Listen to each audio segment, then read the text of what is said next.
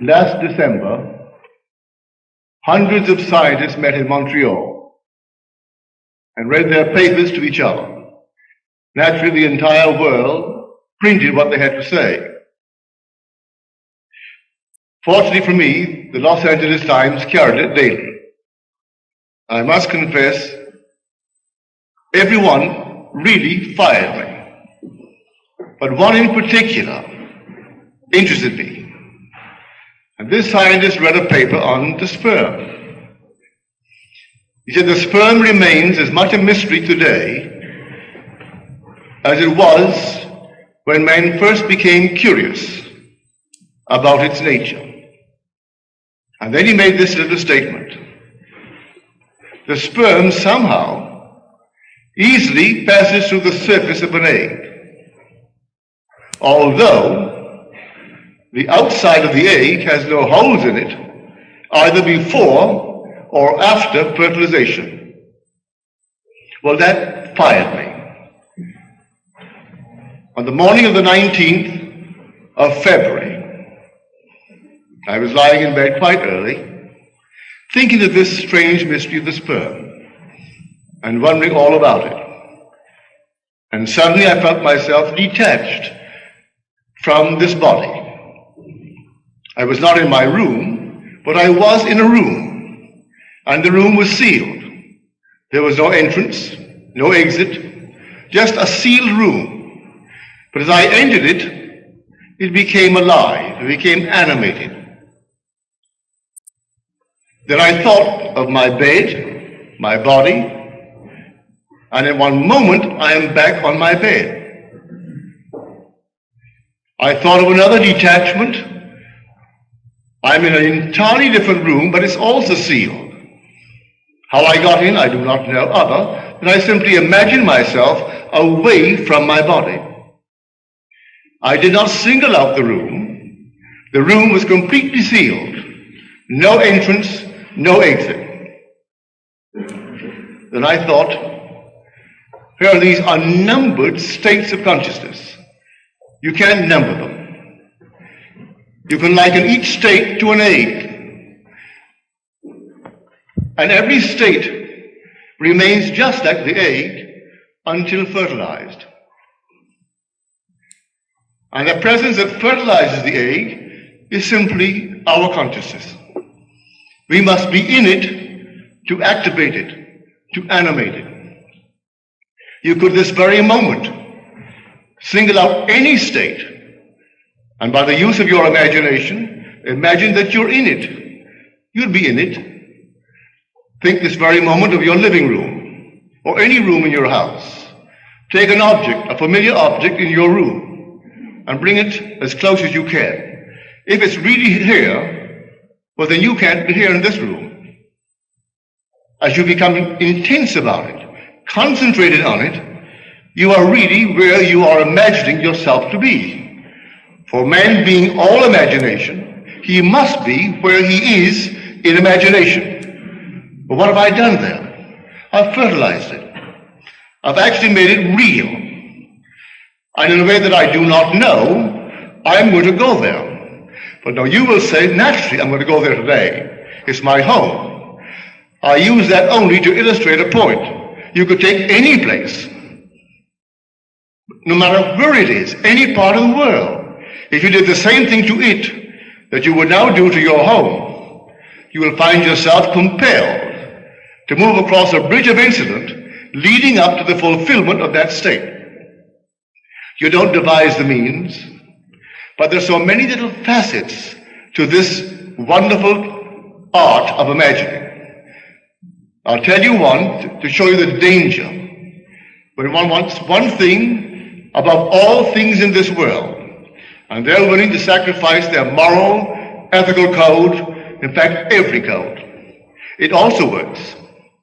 That's why I warned you in my last book, I can only acquaint you with the law and leave you to your choice and its risk. And I mean risk.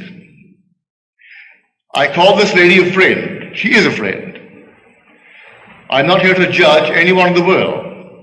And she is my friend living in New York City. When she was a young girl, she was as poor as a church mouse. She had nothing. Her only claim to recognition was the fact she descended physically from the Adamses, our presidents. And she was very proud of that fact, very proud. But she had no money. The one thing she wanted above everything in this world was money. And I don't mean a few $100,000. I mean money, in the true sense of the word. To the disgust of her parents, she used to always pretend she had fabulous fortunes. She is not, may I say, a good-looking lady, either in form or in feature. Nice in many other respects, but you could never accuse her of being a beautiful woman. But nevertheless, she dreamed this state, and she just simply wanted money.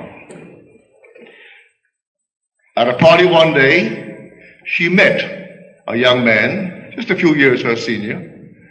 He had money, multiple millions. She had nothing. She had a physical line leading to the Adamses. He had oodles of money.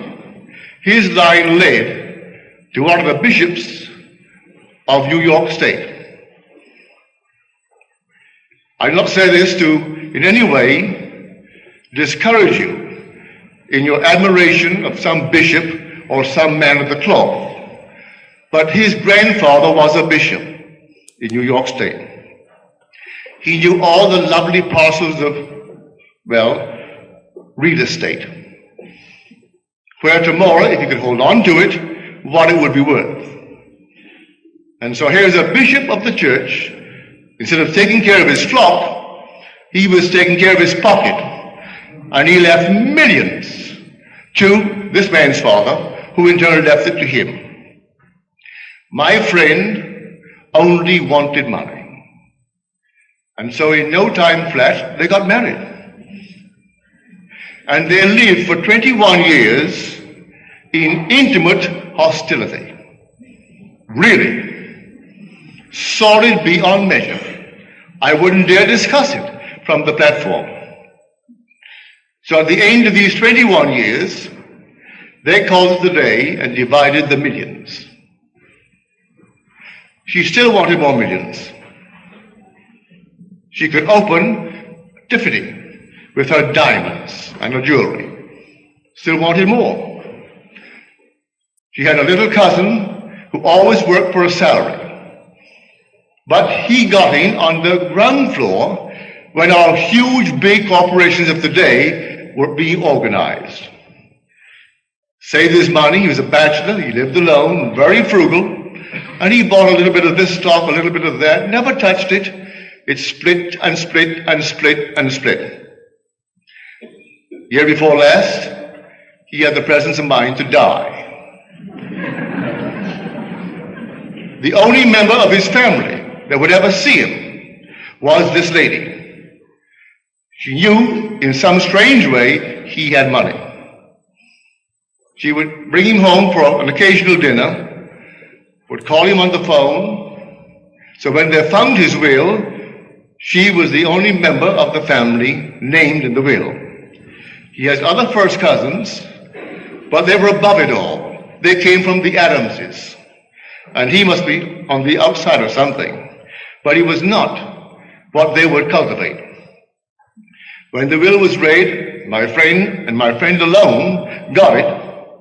The last estimate, they're still finding it. He put it in this bank, in that box, in the other box, well over $1 million. The stocks and bonds are worth, and she got it all. Now her cousins aren't speaking to her because she got it. The price she paid for money, I hope that no one here would be willing to pay. She could have had all the millions she now has, plus happiness. She could have, if she only knew the law. You want it, but you condition it. You want it with dignity. That statement of Millikan.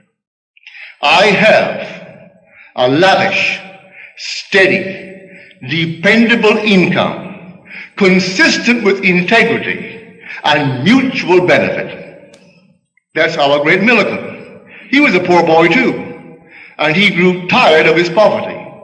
And the story is told me by the one who interviewed him after he got the prize, the Nobel Prize, in this cosmic ray studies.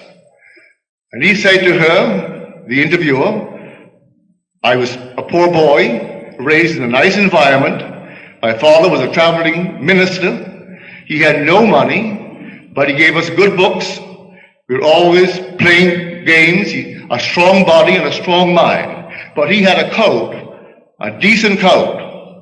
And so I wanted money, but I wanted it in this manner. So I locked myself in a room one day. I did not have even a glass of water for 16 hours. And in that interval, I repeated over and over and over to myself this thought that I wrote out. I have, in the present tense, I have a lavish, steady, dependable income, consistent with integrity and mutual benefit. Well, he certainly earned it. He had all these things when he died. He had the respect of the world. He gave to the world as much or more than they gave to him. Yes, he had millions. But look what he gave to the world. That's how he wanted it. My friend could have done something similar, but no, she wanted money. And she was willing to pay the price, any price, and how she has paid it. So I warn you, yes, you want something, and the thing that will fertilize it is your own wonderful human imagination. When you know exactly what you want, occupy it. I find one of the great fallacies of the world is perpetual construction, deferred occupancy. We know what we want, but we leave it out there and hope that the passing of time will make it. It won't do it. I have to occupy it and make there here. I make then now, and dwell in it just as though it were true. And if I dwell in it just as though it's true, though 1 second later the phone rings and breaks the spell, or someone calls me, or I wake from it, I have fertilized it. You go into the state and you fertilize it. I may not recognize my harvest when it comes in due season. It'll come. May not come tonight, may not come tomorrow, but it will come because I fertilized it. I went into a state, occupied it, and the whole thing becomes fertilized. But every egg has its own appointed hour, and it ripens and it will flower. If to me it seem long, then I must wait, for it is sure, and it will not be late. These infinite states of the world are waiting for occupancy, waiting to be fertilized by us. That's why we must become so extremely discriminating. Know what you want and do make it conform to your code of decency, your wonderful ethical code. You don't have to in any way tarnish that code.